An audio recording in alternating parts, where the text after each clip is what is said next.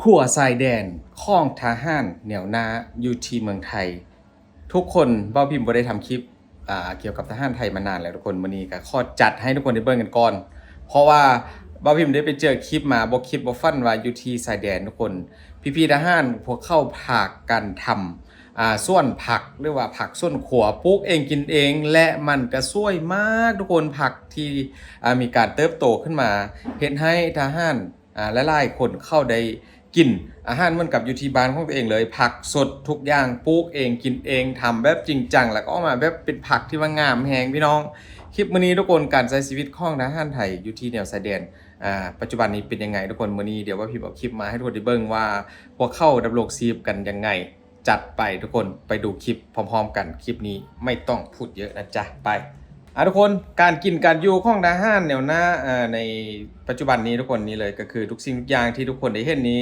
อาหารพวกเขากินดีมาตลอดกินดีเสมอต้นเสมอปลายทุกคนตั้งแต่หลายปีมาแล้วนะทุกคนนี่ก็เป็นคลิปใหม่ๆสดๆร้อนๆทุกคนนี่มีทั้งคั่วกิ้งมีอาหารผัดอาหารทอดกินทุกอย่างเหมือนกับอยู่บ้านของตัวเองเพียงแค่ว่าโลเคชั่นก็คือกินอยู่กับท่ามกลางธรรมชาติแค่นั้นเองทุกคนสิ่งที่ทุกคนได้เห็นนี้ก็เป็นอาหารที่เขาทำเองทุกอย่างเป็นเชฟเองปลูกผักส่วนครัวเองนี่อาหารเองทุกคนนี่ก็เป็นป่าจากธรรมชาติที่พี่ทหารเข้าได้ไปใส่อวนนะหรือว่าใส่หมองทุกคนตามแม่น้ำธรรมชาติแล้วได้ปลาเยอะมากทุกคนอันนี้ก็สามารถทำเป็นปลายางปลาแห้งได้ไว้กินไล่วันกันเลย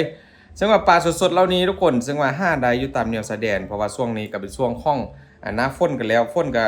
มีการตกนะอยู่ที่ชายแดนก็ถือว่าซุ่มซ้ำกันแล้วก็อาหารการกินก็เกิดขึ้นเยอะบอกว่าจะเป็นนี่เป็นผักทุกคนนี่ก็เป็นผักกูดนะทหาร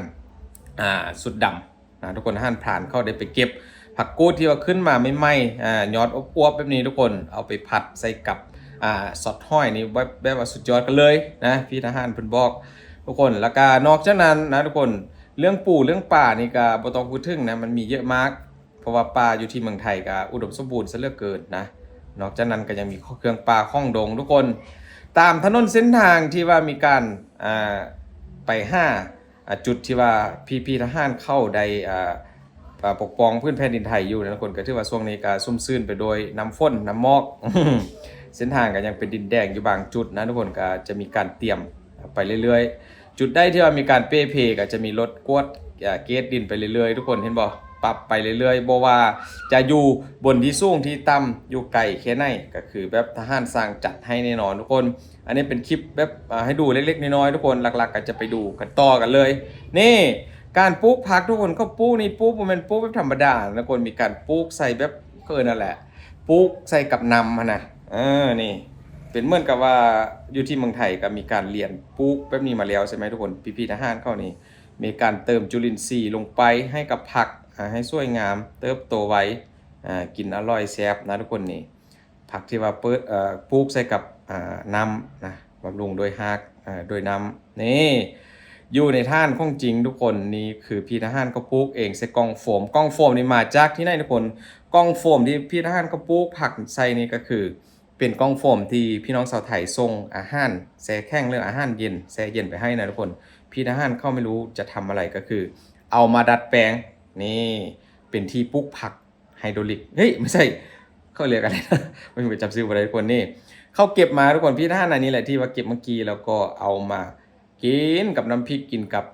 อาหารที่เขาทำเองนะกับเพื่อนอาหารโดยกันบอกเลยว่ากินสดๆทุกคนนี่ทุกเมนูการกินกันยังอยู่ดีสุขสบายนะทุกคนอยู่ดีกินดีบ่ต้องเป็นห่วงจะกินส้มตำก็ได้กินส้มตำจะกินข้องปลาก็ได้กินข้องปลาอาหารปลาเยอะแยะข้าวเหนียวทุกคนจกข้าวเหนียวบางคนก็กินข้าวเจ้านะสังเกตบ่วงทุกคนพี่ทหารผ่านเขาเก่งนะเอาใบไม้มาทำเป็นบ่วงทุกคนเป็นซ้อนเป็นซ้อมเป็นซ้อน บ้านเราเรียกว่าบ่วงนะทุกคนนี่ทำแกงน่าจะเป็นแกงปลาดุกนี่แหละจุดนี้ทุกคนที่ดังไฟมาต่อกันทุกคนมาดูว่าหลังจากที่ว่าช่วงเขาฝนแบบนี้ก็คืออาหารป่าเกิดขึ้นเยอะแน่นอนอยู่แล้วทุกคนก็คือเรื่องข้องหน่อไม้นอกจากนั้นก็ยังมีเห็ดนะเห็ดป่าที่พวกเข้าเชี่ยวชาญอยู่แล้วกับการหาข้องป่าเพราะว่าดำรงชีพมานานนะแล้วก็รู้ว่า เห็ดอะไรเป็นพิษเห็ดอะไรกินได้นะพี่ทหารเขาเก่งหน่อไม้ก็เก็บมาเยอะเลยทุกคนเพราะว่าออกไปห้าก็เจอมาแล้วก็ต้องเก็บมาเลยนะเอามาไว้เก็บไว้กินนานๆการห้าเห็ดก็โอ้โหออกเยอะมากนะคนช่วงนี้ฤดูนี้เพราะว่าเป็นช่วงหน้าฝนใหม่ๆเด้แล้วก็ทุกอย่างที่ว่าอยู่ในป่าก็จะมีชีวิตชีวาขึ้นรวมทั้งเห็ดป่านี่แหละที่ว่าห้ากินยากแต่พี่ทหารเขาก็ห้าง่ายเพราะว่าจุดที่อยู่ก็อาจจะอุดมสมบูรณ์นะทุกคนนี่เห็ดปวกออกเยอะมากมาดูเซฟทหารทุกคนที่จริงก็เป็นทหารปกตินี่แหละแต่ว่าเขาทำอาหารจนเก่งทั้งคั้นเอิญว่าเป็นเชฟได้เลยนะแต่ละคนนี่ก็โอ้โหการทำการผัดบ่แม่นธรรมดาทุกคนผัดเนื้อทอดเนื้อทำแต่ละทีนี้ไม่ใช่น้อยๆนะคนก็ทำเยอะมากเพราะว่ามีการทำเพื่อทหารโดยกันกินโดยกันนี่ผัดเนื้อเยอะมากทุกคนก็เต็มกระทะเลยนะนี่ก็น่าจะเป็นผัดเผ็ดบอกน่ากินแหงทุกคนนี่นอกจากนั้นทำอาหารเสร็จแล้วนะจะกินข้องว่านจะกินผลไม้กับเข้าป่าไปเลยเอาไปเอาผลไม้ป่ามากินนี่ก็น่าจะเป็นลิ้นจี่ป่าบอกทุกคนคล้ายๆซี่เหมือนแบบลูกของมันนะเหมือนกับลูกลิ้นจี่ป่านี่แดงๆชมพูนี่ทุกคนถือว่าทุกสิ่งทุกอย่างนี่ห้าเองได้หมดเลยนะจากธรรมศาสตร์บ่จำเป็นต้องหล่อท่าจากผู้อื่นมาส่งเพราะว่าพี่ทหารเขาเก่งอยู่แล้วทุกคนและฤดูไข่มดแดงทุกคนนะพี่ทหารผ่านกับบ่ได้น้อยหน้าไป5ไข่มดแดงไปแย่ไข่มดแดงมาทำอาหารกินทุกคนเอาไปต้มเอาไปกอยก็เรียกว่าสุดยอดนะไข่มดแดง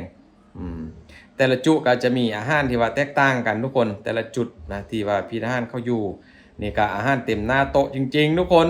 พี่น้องครบหมวดหมู่นะไข่ต้มมีผักข้องขาวข้องว่านกินกับข้าวเหนียวข้าวเจ้านะแซ่บๆทุกคนนี่ก็น่าจะเป็นซุปหน่อไม้บอกทุกคน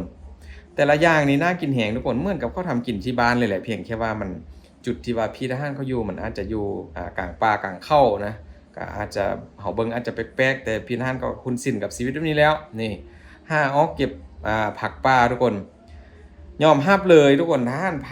รผ่านนี่พี่เขาเก่งจริงๆนะทุกอย่างนี่สามารถเอามากินได้หมดเขาบอกว่าอยู่ในป่านี่อาหารเยอะแยะช่วงหน้าฝนแบบนี้แห้งมีกินแบบบ่ขาดโดยที่บ่ต้องอดนะบ่ต้องอดยากน้ำดื่มน้ำใสก็มีหลากหลายมีเลือเฟืออยู่บนเข้าเวลาฝนตกก็สามารถกรองไว้เอาไว้ไปใส่ใส่ต้มได้ทุกคนนี่เก็บผักไปเก็บแต่ละทีก็เกือบหมดดงเลยทุกคนเพราะว่า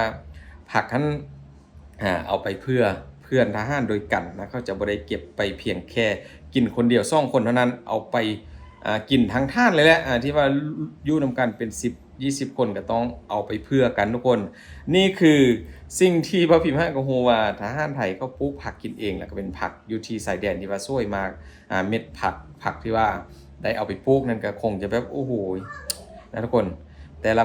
เม็ดที่ว่าเติบโตขึ้นมาเนี่ยก็พี่ทหารเข้ากับโอ้โหคงจะดีใจแฮงนะเพราะว่าทำโดยตัวเองเหมือนกับอยู่ที่บ้านเลยใช้ชีวิตเหมือนกับอยู่ที่บ้านเลยทุกคนทางอาหารการกินการหาอาหารป่าเองก็ถือว่าเก่งแฮงกินทุกอย่างที่อยากกินสามารถกินได้เลยนะทุกคน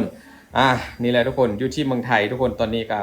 สภาพอากาศก็บ่ฮู้ว่าคืออยู่ที่บ้านของพิมพ์หรือบ่ทุกคน2-3วันล่างข้อนอกเรื่องนิดนึงคน2-3วันล่างนี้ถือว่าร้อนแดดทั้งวันนะทุกคนตั้งแต่เช้าจนเย็นกันเลยแต่ว่ามาวันนี้กับเมื่อวานโอ้โหมืดฟ้ามืดฝนมันเปลี่ยนเร็วมากนะทุกคนยังไงก็รักษาสุขภาพกันแด่นะทุกคนมื้อนี้ก็ขอบคุณหลายๆทุกคนเจอกันคลิปต่อไปนะจ๊ะทุกคนบ๊ายบาย